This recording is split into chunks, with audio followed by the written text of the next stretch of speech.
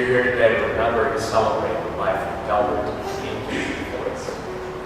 My name is Chris Nation, and it is my privilege to be here with you on behalf of the Cross. On behalf of this lovely family, this incredible and extensive family, I want to welcome you.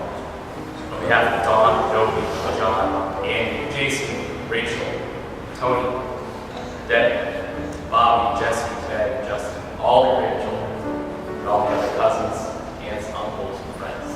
Welcome to this place. We're going to laugh, and we're also going to cry. My hope is that you would know you're allowed to feel what you feel. If you want to cry, you can cry. If you can laugh, you can laugh. I know many of you have lived in different places. Some of you have seen each other for years. Some of you are meeting for the first time. And my prayer is that all of us will gather together, and as we tell these stories about enkys, it would help us to share and to draw closer together as a loved one. So let's do that today. So we're going to laugh, we're going to cry, we're going to tell stories. But I think more than anything, what our souls need right now, whether you know it or not, is to seek God. And so if you would you all pray with me? Heavenly Father, you have loved us since the beginning of time. You have called us into being, you have called us to this place to remember and celebrate a life that has touched each and every one of us. So God, I pray now that you would draw close to our hearts, that you would give us comfort. God, I pray that you would help us to feel safe, to ask questions, to learn more about who you really are. God, help us in the midst of this as we wrestle with questions about life and death and grief. But God, I pray that you draw out of us memories and stories of times that you spent with me as we remember this life now. So we love you, call upon your name now. In Jesus' name we pray.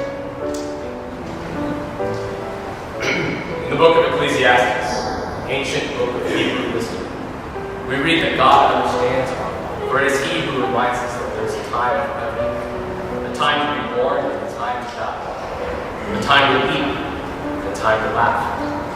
Having spoken with some of you, I know right now losing enkys is something that's real. It hasn't settled in yet. That's normal. It's disorienting, and the waves of grief come and go. No one really understands how it works. But even as we wrestle with these feelings of loss, my hope again is that we can begin to do what our souls need. We need to tell stories. So first, I'd like to invite Candace up. You're right in front of her. Tomorrow will make a 2-year mark on when I lost my grandmother. My dad's mom due to cancer. It was pretty hard for all of us because I came out of nowhere. We never expected to lose the people who left the most so quick. Unfortunately, that was the first time I saw my grandfather since I was about 10 years old, give or take. There was no way they were getting me and that man apart that day. We were stuck away from it. Unfortunately,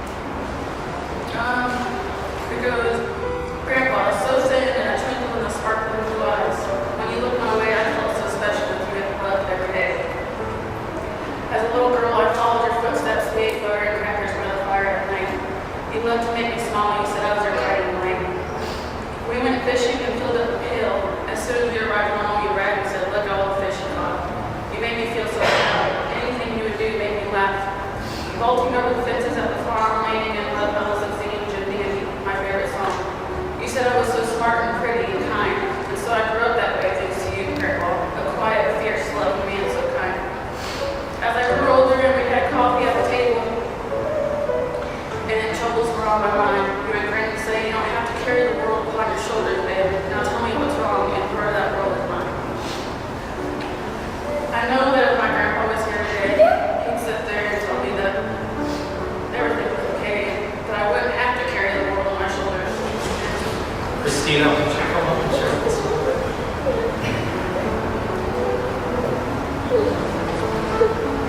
A limb has fallen from the family tree. I keep hearing the voices that scream out. Remember the times, the laughter, the song, the good life I lived while I was strong. Continue my heritage, I'm counting on you. Smiling and surely the sun will shine through. My mind is at ease, my soul is at rest. Remember all how I was truly blessed. Continue traditions, no matter how small. Go on with your life, don't worry about the walls. I miss you all dearly, so keep up your chin until the day comes together.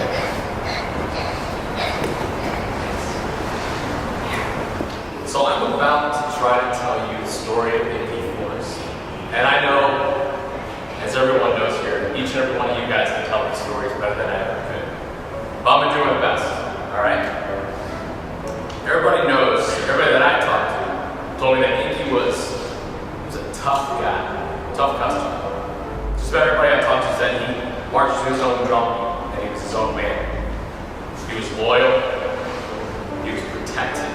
But I think there was a lot that went on inside of Enky that was in process his entire life that most of us didn't get to see. See, his big brother Tony told me a story that happened when they were about 5, 6 years old. Seems that Tony got really sick, and I don't think we're even just talking about like the flu. He thought he was going to die. And so, 5, 6-year-old boy, you can imagine, laying in bed, being scared to death that this was it. And as he remembers, he got really upset, and Tony started to cry. And Enky, little brother, came by the room. He walked in, he popped his head in, and he saw his brother was crying. He thought that was strange. He said, "What's going on, man?" Tony explained that, "Yeah, I'm afraid this is it." So, without even missing a beat, Enky said, "Hold on a minute, I'll be right back." And he went into the kitchen, he grabbed some bread, buttered the bread, grabbed a tall glass of milk, went back into that bedroom and handed it to his buddy. He said, "Hey, take this, eat this, drink this, you'll feel all better. Don't worry about it. I'm right here." As a 5, 6, that was Enky. Not necessarily the person you think of all the time, but protective, I think, in every way. That's what he always was. So the boys grew up shooting BB guns on 2nd Street, around a certain Dairy Queen's parking lot. Probably the funniest story that I heard, I think Tony told, concerns a certain carton of eggs and a street sweeper.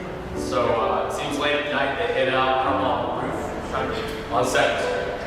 Street sweeper came out, nobody else is out, and out came the eggs. So they just started firing. They started calling the street sweeper, poor guy, out there on the street, doesn't know what hit him.